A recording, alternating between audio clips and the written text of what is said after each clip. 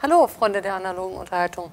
Hier ist Jenny von den Brettspielpandas und ich darf hier bei uns im Studio Ren von Dragon Dawn Productions begrüßen. Wir switchen jetzt zu Englisch, da Ren kein Deutsch kann, aber ich denke, das ist kein Problem. So, Ren, what do we see here on the table?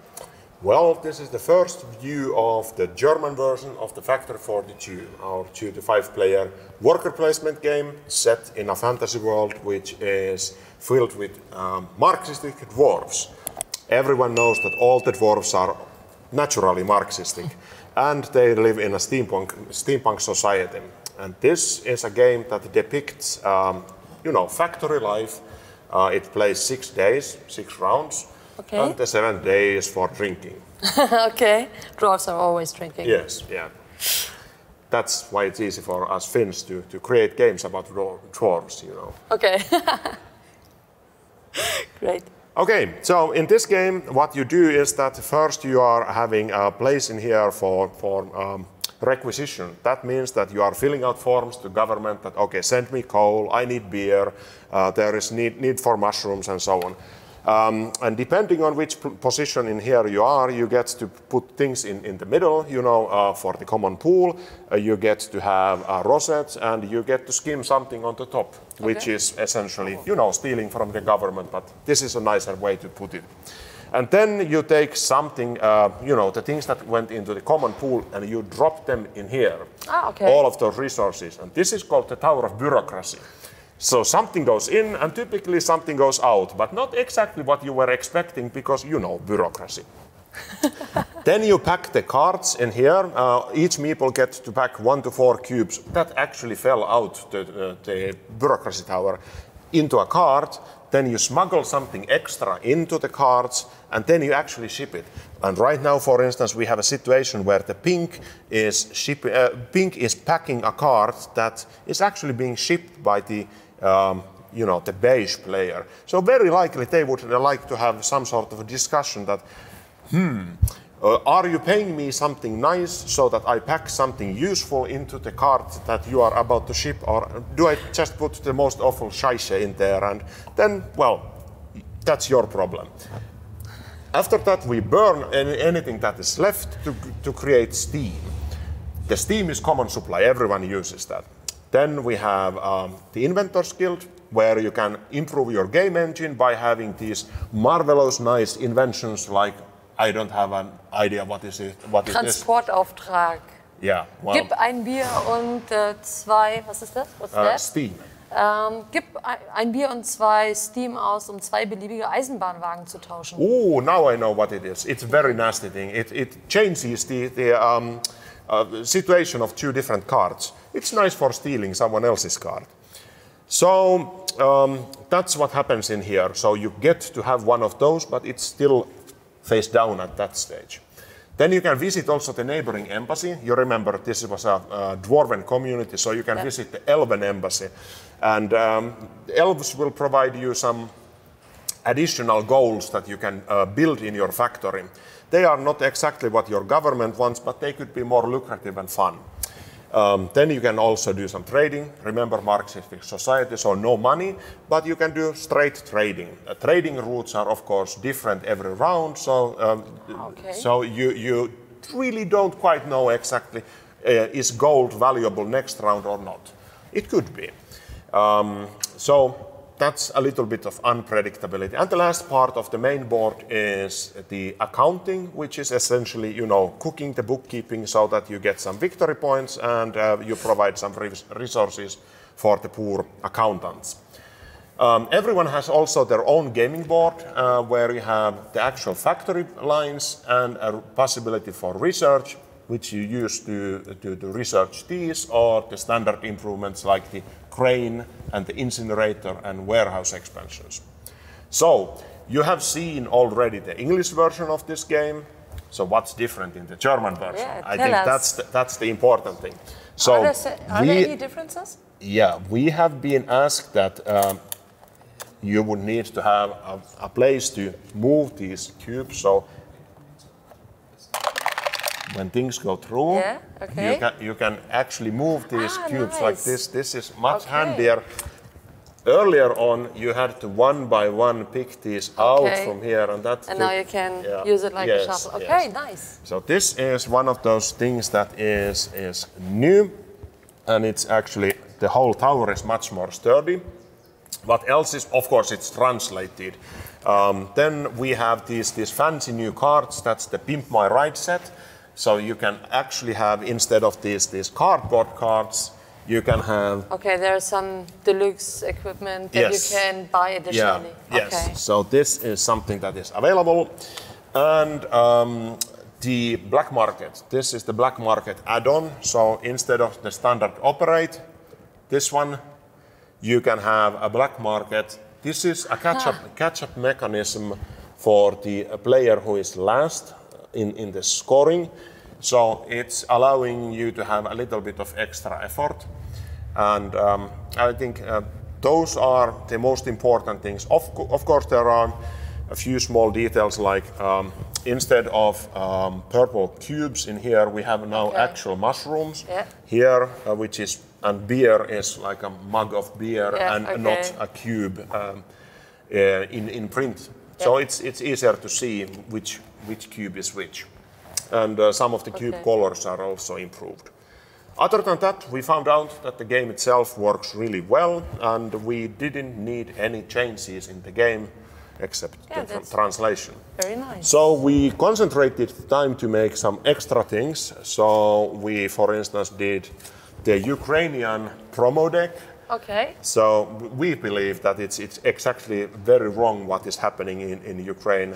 Putin is an asshole, and we needed to support the Ukrainian people. So we did these. So instead of using the red events, we can use now properly colored events. And it's additionally available? The deck. Yes, and every single penny that we get out of the Ukrainian promo deck goes to Ukraine to help the people in there. Okay, that's good to know. Yeah, so this is Factory 42. We have a few copies left here in Berlin, and the German version and the upgraded English version, well, the same as the what you are seeing now in German, but in English, will be available in Essen, and you can pre-order it now in our website or from the GameFound. GameFound closes at the end of this month, so if you want to order by GameFound, please be, well, quick. Yeah, be quick. Okay, nice. Okay, so that's Factory 42 in a short. Thank you.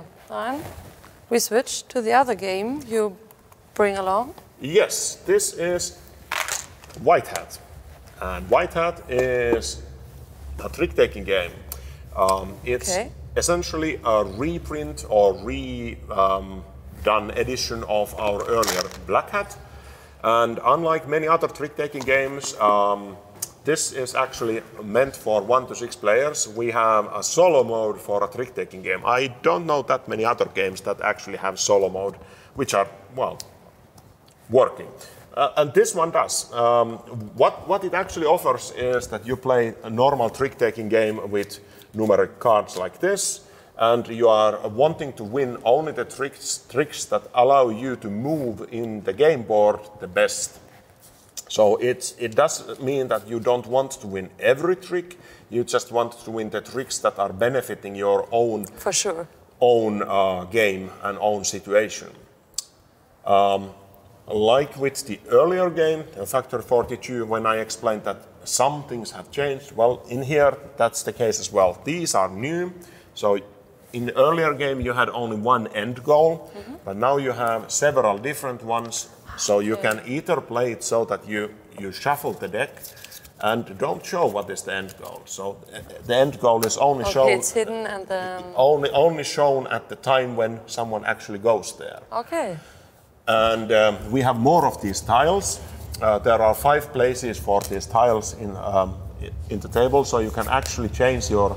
They're double-sided printed, right? they are double-sided, and yeah. So you can place these in any of those 5 places, and with this you can make quite different gaming boards. The main game board also is 2-sided, so you have even more permutations on how do you want to play that. Okay. And also in this game we have the white hat of the Ukrainian colors. This one. It's also a promo, or it's included? No, it's included. Okay. Because we thought that why not? Yeah. It's better that way. So you can choose one of those 3 white hat cards to play with. It's either one of the hackers or the Ukrainian worker. So up to you. Anyhow, this is a game of which we have seen like working for many years. It was back in 2015 when we did the first Black Hat. The Black Hat. And now it's about sold out, so it's a time to do the updated version. Of course, the main point of this change is that we wanted to make also in a smaller size. Yeah, the box is very thin. When you look at it, it's really small size. Yeah, it can be shipped here in Germany as and it's called Hachen. Yeah, and there's not many air in it, I think. So yeah, there is absolutely no air. Yeah, that's perfect. We had some real difficulties in like fine tuning how to fit all the components in. Okay. It actually meant that with the game board we had to shave a little bit of the cardboard thickness. Okay. So it was like 0.2 millimeter too thick, and when you fold it in 3, it's 0.2 millimeters, and we just couldn't fit it. Okay. So the small things are important. Small things are important, and also rule book had to be made out of thinner paper so that it actually fits. Okay, so the rule book is, I think, in 2 languages. Yes. English and German, or yes, English and German. Yes. Okay, and it's up to 6 players, I think, because 6 colors. Yes. 1 to 6 players, and well, as with most trick-taking games, it's actually more fun when you have more players. But it can be played with one or 2 players.